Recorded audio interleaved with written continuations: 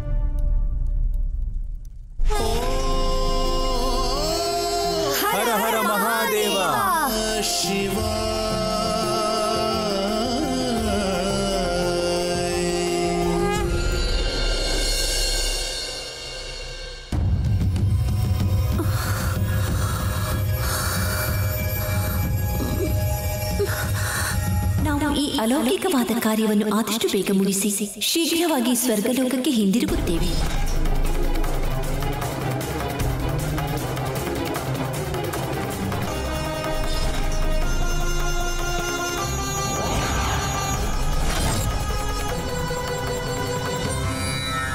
ಈ ನಾಟಕದ ಅಂತಿಮ ಹಂತಕ್ಕೆ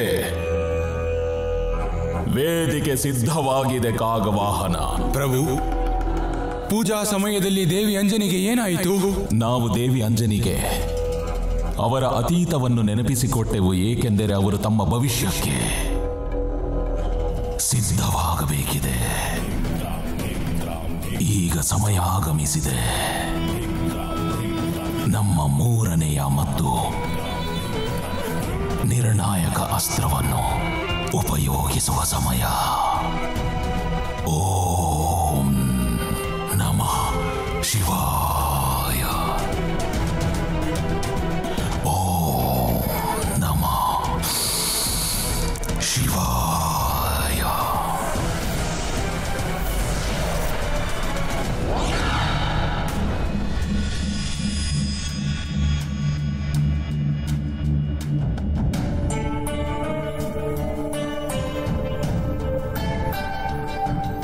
ದೇವಿ ಪುಂಜಸ್ಥಳ, ನಾವು ಕೇಳಿದ್ದು ಸತ್ಯವೇ? ಹೌದು ದೇವರಾಜ, ನೀವು ಕೇಳಿದ್ದು ಸತ್ಯವೇ. ನಿಮಗೆ ನೆನಪಿರಬೇಕು, ಋಷಿ ದೂರ್ವಾಸರು ನಮಗೆ ಶಾಪವನ್ನು ಕೊಟ್ಟಿದ್ದರು. ನಾವು ನಿಮಗೆ ಶಾಪವನ್ನು ನೀಡುತ್ತಿದ್ದೇವೆ. ನೀವೊಬ್ಬ ವಾನರರಾಗಿ ಭೂಲೋಕದಲ್ಲಿ ಜನ್ಮ ತಾಳಿ. ಓಂ ನಮಃ ಶಿವಾಯ. ನಾವು ಈ ಅಲೌಕಿಕವಾದ ಕಾರ್ಯವನ್ನು ಆದಷ್ಟು ಬೇಗ ಮುಗಿಸಿ ಶೀಘ್ರವಾಗಿ ಸ್ವರ್ಗಲೋಕಕ್ಕೆ ಹಿಂದಿರುಗುತ್ತೇವೆ. ಒಂದು ವೇಳೆ ನಿಮ್ಮ ಮನಸ್ಸು ಬದಲಾಗಿ ಮತ್ತು ನೀವು ಮೋಹ ಮಾಯೆಯ ಬಂಧನಕ್ಕೆ ಕಟ್ಟು ಬಿದ್ದರೆ ಸ್ವರ್ಗಲೋಕಕ್ಕೆ ನೀವು ಮತ್ತೆ ಮರಳಲು ಸಾಧ್ಯವಿಲ್ಲ ಮತ್ತು ಪೃಥ್ವಿಯಲ್ಲಿ ಕೂಡ ನಿಮಗೆ ಯಾವುದೇ ಸ್ಥಾನ ದೊರಕುವುದಿಲ್ಲ. ಇಷ್ಟೇ ಅಲ್ಲ, ಈ ತಪ್ಪಿಗಾಗಿ ಕೇವಲ ನಿಮ್ಮೊಬ್ಬರಿಗೆ ಮಾತ್ರವಲ್ಲದೆ ಯಾರ ಬಂಧನಕ್ಕೆ ಸಿಲುಕಿ ನೀವು ಈ ಪ್ರತಿಜ್ಞೆಯನ್ನು ಮುರಿಯುತ್ತಿದ್ದೀರೋ ಅವರಿಗೂ ಸಹ ಶಿಕ್ಷೆಯಾಗುತ್ತದೆ. ಹಾಗೆಂದರೆ? ಅಂದರೆ ನಿಮ್ಮ ಪರಿವಾರ, ನಿಮ್ಮ ಸಂತಾನ ಎಲ್ಲರೂ ಸಹ ಶಿಕ್ಷೆ ಅನುಭವಿಸಬೇಕಾಗುತ್ತದೆ.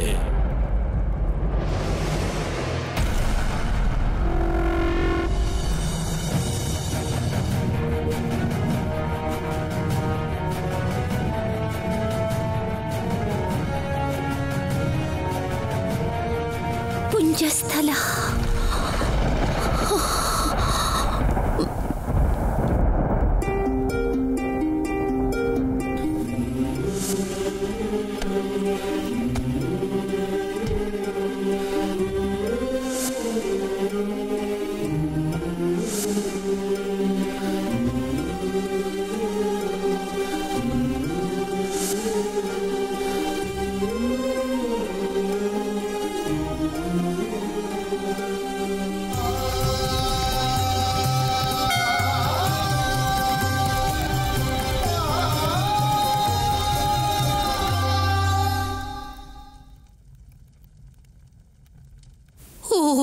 ನಮಃ ಶಿವಾಯ.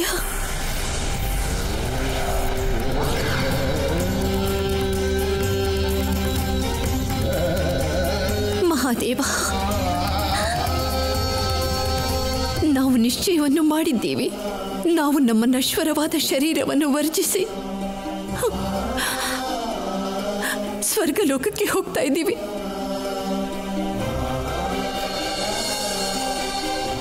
ಇದು ಕೇವಲ ನಮ್ಮ ಭವಿಷ್ಯದ ಬಗ್ಗೆ ಪ್ರಶ್ನೆ ಅಲ್ಲ. ಮಾರುತಿಯನ್ನು ಬಿಟ್ಟು ಹೋಗೋದಿರೋದಕ್ಕೆ ಸಿಗುವಂಥ ದಂಡನೆ ಕೇವಲ ನಮಗೆ ಮಾತ್ರ ಸಿಗುವ ಹಾಗಿದ್ರೆ ಸಂತೋಷವಾಗಿ ಅನಂತ ಕಾಲದವರೆಗೂ ಪ್ರೇತ ಲೋಕದಲ್ಲೇ ಅಲಿತಾ ಇರ್ತೀವಿ. ನಾವು ಸ್ವರ್ಗಲೋಕಕ್ಕೆ ಹಿಂದಿರುಗದೆ ಹೋದ್ರೆ ಈ ದಂಡನೆ ನಮ್ಮ ಜೊತೆಲೇ ನನ್ನ ಸ್ವಾಮಿಗೆ ಹಾಗೆ ಮಾರುತಿಗೂ ಕೂಡ ಆಗ್ಬಿಡುತ್ತೆ.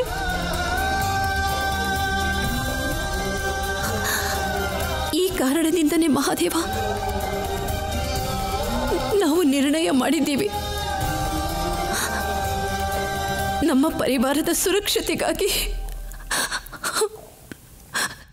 ನಾವು ಮರಣಿಸಲೇಬೇಕು.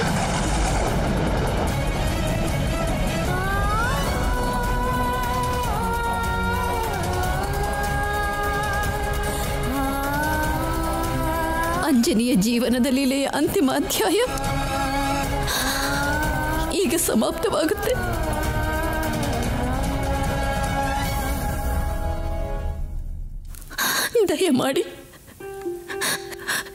ದಯಮಾಡಿ ನಮ್ಮ ನಂತರ ನಮ್ಮ ಮಾರುತಿಯನ್ನು ನೀವೇ ರಕ್ಷಿಸಬೇಕು ಮಹಾದೇವ. ನಮ್ಮ ಮೇಲೆ ದಯೆ ತೋರಿಸಿ. ಓಂ ನಮಃ ಶಿವಾಯ. ಓಂ ನಮಃ ಶಿವಾಯ.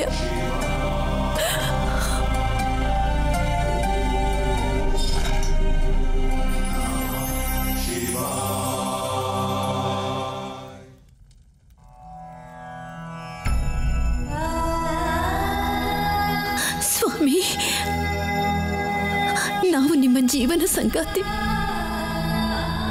ನೀವಿಲ್ಲದಿದ್ದರೆ ನಮ್ಮ ಜೀವನದಲ್ಲಿ ನಮಗೆ ಅಸ್ತಿತ್ವವೇ ಇಲ್ಲ. ಆದರೆ ನಮ್ಮನ್ನು ಕ್ಷಮಿಸಿ. ನಾವು ಈ ಯಾತ್ರೆಯಲ್ಲಿ ನಿಮ್ಮನ್ನು ಮಧ್ಯದಲ್ಲೇ ಬಿಟ್ಟು ಹೋಗ್ತಾ ಇದ್ದೀವಿ.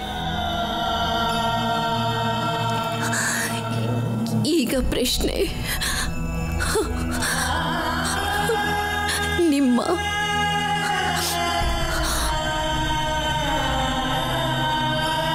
ಹಾಗೂ ನಮ್ಮ ಪುತ್ರ ಮಾರುತಿಯದಾಗಿದೆ. ಈ ಬಾರಿ ನಿಮ್ಮಿಬ್ಬರ ರಕ್ಷಣೆಯನ್ನು ಕೂಡ ಮಾಡಬೇಕಾಗಿದೆ. ಆ ಕಾರಣದಿಂದಾಗಿನೇ ಈ ಬಲಿದಾನ ಅವಶ್ಯವಾಗಿದೆ. ಭವಿಷ್ಯದಲ್ಲಿ ಎಂತಹ ಕಠಿಣ ಪರಿಸ್ಥಿತಿ ಬಂದರೂ ನಿಮ್ಮನ್ನು, ನಮ್ಮ ಪುತ್ರ ಮಾರುತಿಯನ್ನು ರಕ್ಷಿಸಿಕೊಳ್ಳಿ.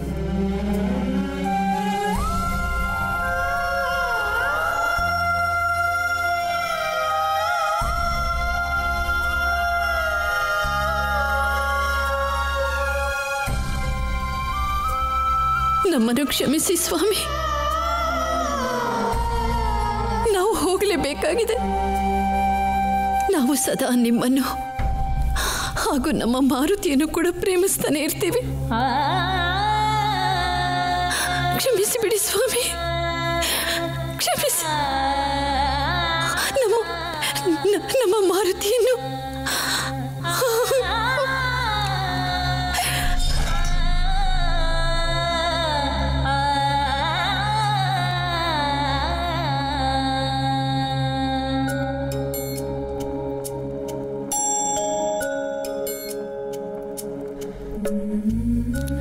ಮಾರುತಿ,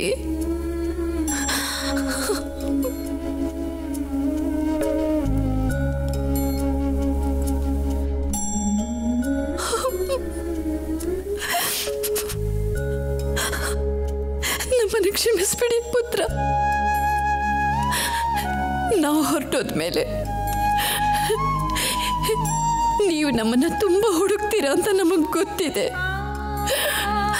ಆದರೆ ಈ ಬಾರಿ ನಾವು ನಿಮಗೆ ಸಿಕ್ಕೋದಿಲ್ಲ ಪುತ್ರ. ನಿಮ್ಮ ಪುಟ್ಟ ಹೃದಯ ಈ ಕಹಿ ಸತ್ಯವನ್ನ ಸ್ವೀಕಾರ ಮಾಡೋದಿಲ್ಲ. ನಿಮಗೆ ತುಂಬಾ ನೋವಾಗುತ್ತೆ ಅಂತ ನಮಗೆ ಗೊತ್ತಿದೆ. ಮಾರುತಿ, ನಮ್ಮನ್ನ ಕ್ಷಮಿಸಿ, ನಮ್ಮನ್ನ ಕ್ಷಮಿಸ್ಬೇಡಿ ಮಾರುತಿ.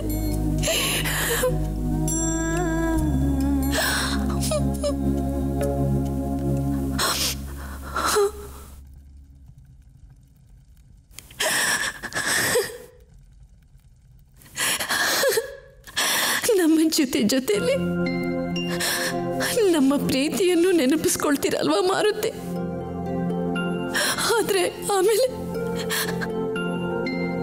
ಆಮೇಲೆ ನಿಮಗೆ ದಂಡನೆ ಕೊಡೋದಕ್ಕೂ ನಾವಿರೋದಿಲ್ಲ ಮಾರುತಿ. ನಾವು ಜೊತೆಲಿ ಇರೋದಿಲ್ಲ. ನಿಮ್ಮ ತಂದೆಯವರು ರಾಜಕಾರ್ಯದಲ್ಲಿ ಮಗ್ನರಾಗಿರ್ತಾರೆ. ಆಗ ನೀವು ನಿಮ್ಮನ್ನ ರಕ್ಷಿಸ್ಕೊಳ್ಬೇಕಾಗತ್ತೆ. ನಮ್ಮನ್ನ ಕ್ಷಮಿಸ್ಬೇಡಿ ಮಾರುತಿ, ನಮ್ಮನ್ನ ಕ್ಷಮಿಸ್ಬೇಡಿ.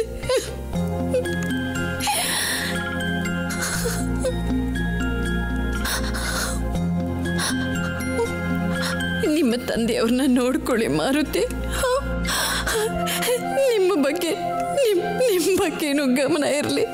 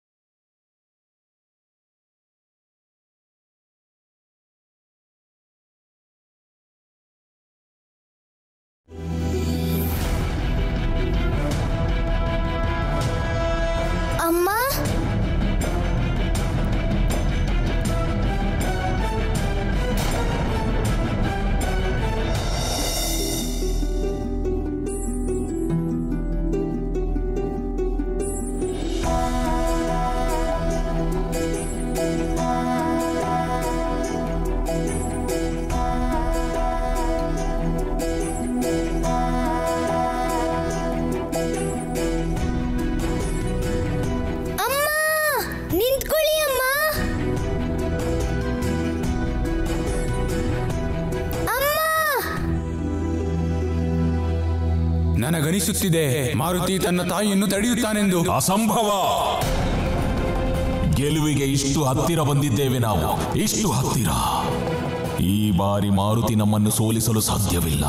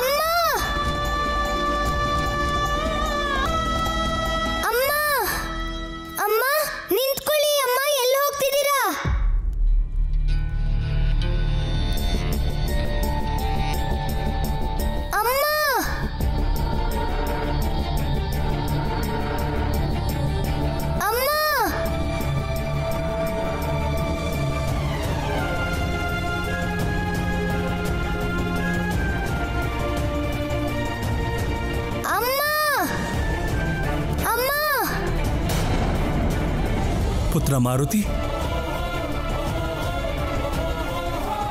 ಗುರುದೇವ, ನೀವು ಇಲ್ಲಿ, ಅದು ಈ ಸಮಯದಲ್ಲಿ? ನಮ್ಮನ್ನು ಕ್ಷಮಿಸಿ ಮಹಾರಾಜ, ನಮಗೆ ಆಭಾಸ ಉಂಟಾಯಿತು ಯಾವುದೋ ದುರ್ಘಟನೆ ಸಂಭವಿಸಲಿದೆ ಎಂದು.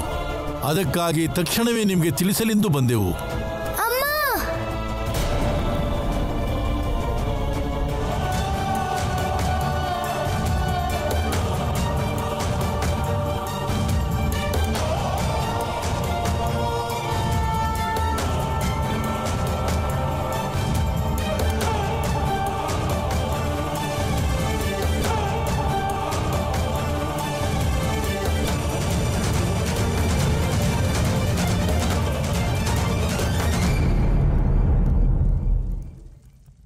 ನಾವು ಪುಂಜಸ್ಥಲ, ನಮ್ಮ ಮೂಲಧಾಮ ಸ್ವರ್ಗಲೋಕಕ್ಕೆ ಹಿಂದಿರುಗೋದಕ್ಕೆ ಈ ನಶ್ವರ ಶರೀರವನ್ನು ತ್ಯಾಗ ಮಾಡ್ತಾ ಇದ್ದೀವಿ.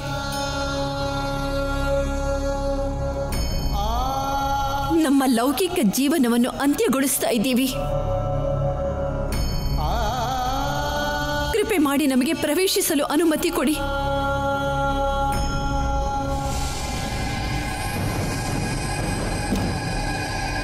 ಇಷ್ಟು ಸರಳವಾಗಿರುವುದಿಲ್ಲ ಮಾರುತಿ, ಇಷ್ಟು ಸರಳವಾಗಿರುವುದಿಲ್ಲವಿದು. ದೇವಿ ಅಂಜನಿ, ನಮಗೆ ಗೊತ್ತಿದೆ, ಪುತ್ರ ಪ್ರೇಮದ ವ್ಯಾಮೋಹದಲ್ಲಿ ಬಂಧಿತಳಾಗ್ಬಿಟ್ಟಿದ್ವಿ. ಆ ಕಾರಣದಿಂದ ಕೊಟ್ಟ ಮಾತನ್ನು ಮರೆತು ಬಿಟ್ಟಿದ್ವಿ. ಆದರೆ ಈಗ ನಾವು ನಮ್ಮ ಮೋಹವನ್ನು ತ್ಯಾಗ ಮಾಡಿ ನಾವು ನಮ್ಮ ಪುತ್ರ ಪ್ರೇಮವನ್ನು ಕೂಡ ತ್ಯಾಗ ಮಾಡಿದ್ದೇವೆ. ಕೃಪೆ ಮಾಡಿ ಈ ಪರಿವಾರದ ಕರ್ಮವನ್ನು ನಮ್ಮ ಪ್ರಾರಬ್ಧದ ಜೊತೆ ಜೋಡಿಸಬೇಡಿ. ನಿಮ್ಮನ್ನು ಪುನಃ ವಿನಂತಿಸಿಕೊಳ್ಳುತ್ತಿದ್ದೇವೆ. ನಾವು ನಮ್ಮ ವಾಸ್ತವಿಕ ಸ್ವರೂಪಕ್ಕೆ ಹಿಂದಿರುಗಲು ಬಿಡಿ. ಕೃಪೆ ಮಾಡಿ ಸ್ವರ್ಗಲೋಕದ ದ್ವಾರವನ್ನು ತೆರೆಯಿರಿ. ನಾವು ಸಿದ್ಧವಾಗಿದ್ದೇವೆ.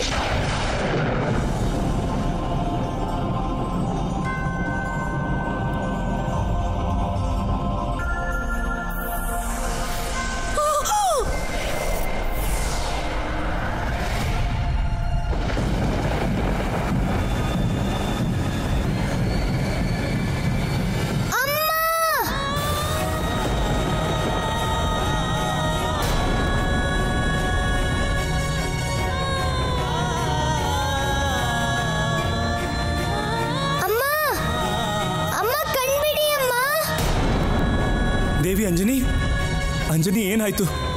ಕಣ್ತೆರೆಯಿರಿ ಅಂಜನಿ.